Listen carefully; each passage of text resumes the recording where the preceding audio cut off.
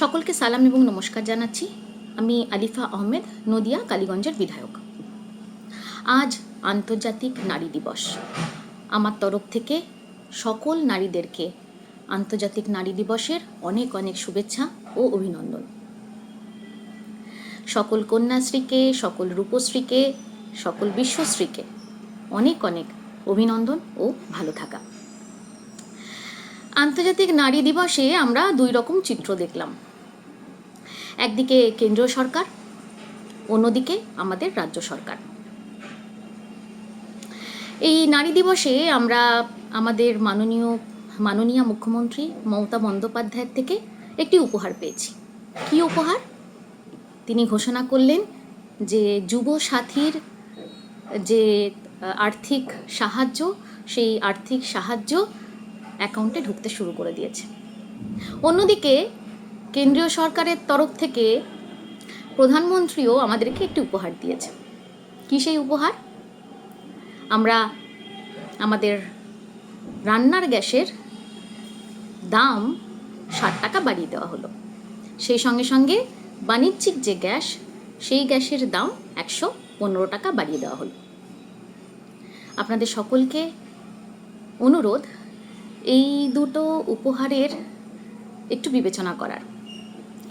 কেন্দ্রের এই বিজেপি সরকার কি সত্যিই চাইছে না যে মানুষের ঘরে রান্নার গ্যাস জ্বলুক, রান্না হোক?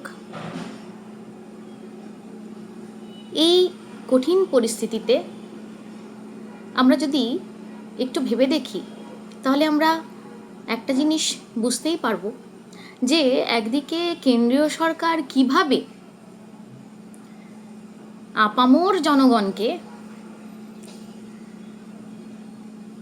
বিরক্ত করা যায়, অপদস্থ করা যায়, সেই খেলায় রয়েছে। অন্যদিকে আমাদের মাননীয় মুখ্যমন্ত্রী মমতা বন্দ্যোপাধ্যায়ের নেতৃত্বে পশ্চিমবঙ্গ সরকার কিভাবে বাংলার মানুষ একটু হলেও ভালো থাকে তার চেষ্টায় রয়েছে। আজ আমরা দেখছি নির্বাচন কমিশনকে ব্যবহার করে একদিকে ভোটার লিস্ট থেকে অনেক অনেক মহিলার নাম কেটে দেওয়ার চক্রান্ত। একদিকে ওরা কাটছে,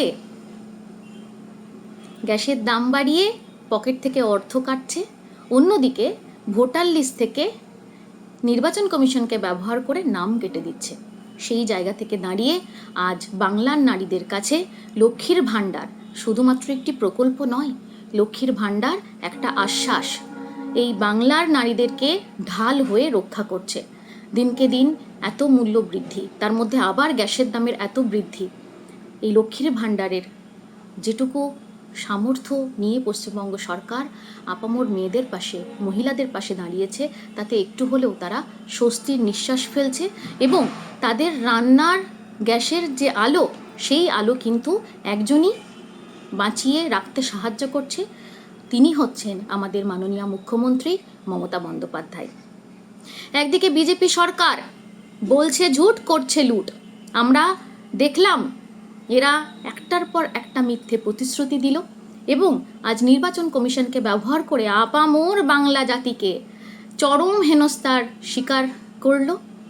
আজ তাদের হয়রানির কোনো শেষ নেই। অন্যদিকে মমতা বন্দ্যোপাধ্যায় আজ নারী দিবসে যুবসাথীদের উপহার দিলেন।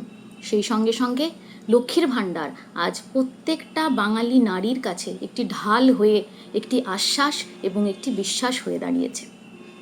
আমি আমার তরফ থেকে আমাদের মাননীয় মুখ্যমন্ত্রীকে অনেক অনেক কৃতজ্ঞতা এবং ধন্যবাদ জানাতে চাই। সকল নারীদেরকে আন্তর্জাতিক নারী দিবসের অনেক অনেক শুভেচ্ছা। আপনারা সকলেই ভালো থাকুন। আমরা নারী, আমরাই পারি। আমাদের বাড়তে হবে, এগোতে হবে, নিজের অধিকার বুঝে নিতে হবে, ভালো থাকতে হবে। ধন্যবাদ।